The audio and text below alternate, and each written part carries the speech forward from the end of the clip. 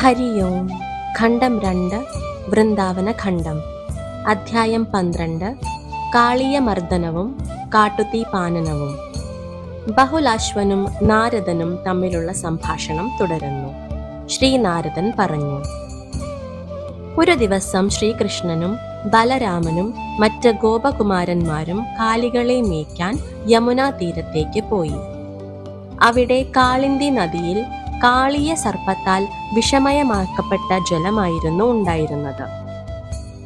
അവർ എല്ലാം ആ ജലാശയത്തിൽ നിന്നും വേണ്ടുവോളം വെള്ളം കുടിക്കുകയും പശുക്കളെ വെള്ളം കുടിപ്പിക്കുകയും ചെയ്തു.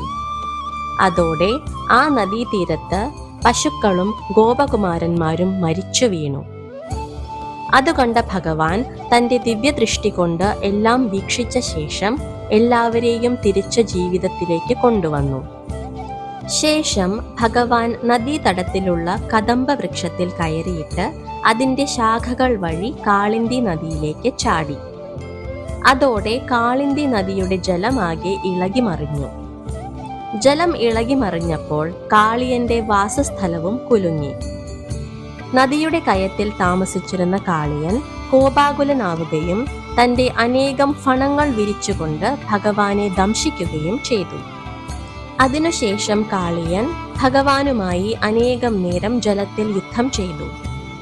ഒടുവിൽ ഭഗവാൻ ശ്രീകൃഷ്ണൻ അതിന്റെ ഫണങ്ങളിൽ കയറി നിന്ന ശേഷം ഒരു കൈ കൊണ്ട് വാലും മറ്റേ കൈയിൽ ഓടക്കുഴലുമായി ജലത്തിൽ നിന്നും പൊങ്ങി വന്നു. അതോടൊപ്പം ഭഗവാൻ ഫണങ്ങളിൽ മാറി മാറി ചവിട്ടിക്കൊണ്ട് നൃത്തം വയ്ക്കുകയും ചെയ്തു. ആ സമയത്ത് നടരാജനെ പോലെ നൃത്തം ചവിട്ടിക്കൊണ്ടിരുന്ന ശ്രീകൃഷ്ണനുമേൽ ദേവന്മാർ പുഷ്പങ്ങൾ ചൊരിയുകയും വാദ്യോപകരണങ്ങൾ കൊണ്ട് താളം കൊട്ടുകയും ചെയ്തു. താളത്തിനനുസരിച്ച് നടനം ചെയ്തിരുന്ന ശ്രീകൃഷ്ണന്റെ നൃത്തത്താൽ കാളിയന്റെ പല ഫണങ്ങളും ചിതറി വീണു. അത് കണ്ട കാളിയന്റെ പത്നിമാർ ഭയപ്പെട്ട് ഭഗവാന്റെ സമീപത്ത് ചെന്ന് ഭഗവാനെ സ്തുതിച്ചുകൊണ്ട് തങ്ങളുടെ ഭർത്താവിനെ രക്ഷിക്കണമേ എന്ന് അപേക്ഷിച്ചു. അപ്പോഴേക്കും ആ കാളിയ നാഗത്തിന്റെ അഹങ്കാരം ശമിച്ചിരുന്നു. കാളിയനും ഭഗവാനോട് രക്ഷിക്കണമേ എന്ന് അപേക്ഷിച്ചു. കാളിയന്റെ അപേക്ഷ കേട്ട ഭഗവാൻ ഇപ്രകാരം പറഞ്ഞു: നീ നിന്റെ പത്നിമാരെയും മിത്രങ്ങളെയും കൂട്ടി രമണക ദ്വീപിൽ പോകണം. എന്റെ പാദത്തിന്റെ അടയാളമുള്ളതിനാൽ നിന്നെ ഗരുഡൻ ആക്രമിക്കില്ല. ഭഗവാന്റെ ഈ ആജ്ഞ ഉൾക്കൊണ്ടുകൊണ്ട് ആ നാഗം ശ്രീകൃഷ്ണനെ പ്രണമിച്ച ശേഷം രമണക ദ്വീപിലേക്ക് യാത്ര തിരിച്ചു. കാളിയൻ ശ്രീകൃഷ്ണനെ ചുറ്റിപ്പിടിച്ചു എന്ന് അറിഞ്ഞ എല്ലാ ഗോപഗണങ്ങളും അവിടെ എത്തിച്ചേർന്നു. ശ്രീകൃഷ്ണൻ വെള്ളത്തിൽ നിന്നും കരയിലേക്ക് വരുന്നത് കണ്ടപ്പോൾ എല്ലാവരും സന്തുഷ്ടരായി. ശ്രീകൃഷ്ണനെ വാരിപ്പുണർന്നുകൊണ്ട് നന്ദഗോപൻ ആനന്ദാശ്രു പൊഴിച്ചു. തന്റെ മകന് യാതൊരു ആപത്തും സംഭവിക്കാത്തതിൽ സന്തുഷ്ടയായ യശോദ ശ്രീകൃഷ്ണന്റെ മംഗളത്തിന് വേണ്ടി ബ്രാഹ്മണർക്ക് ധാരാളം ധനം ദാനം ചെയ്തു. അന്ന് രാത്രി ക്ഷീണം കാരണം എല്ലാ ഗോപഗണങ്ങളും യമുനാ തീരത്ത് തന്നെ കിടന്നുറങ്ങി. അർദ്ധരാത്രിയായപ്പോൾ ഉണങ്ങിയ മുളം കാടുകളിൽ നിന്ന് അതിഭയങ്കരമായ കാട്ടുതീ അവിടെയെങ്ങും പടർന്നു പൊങ്ങി.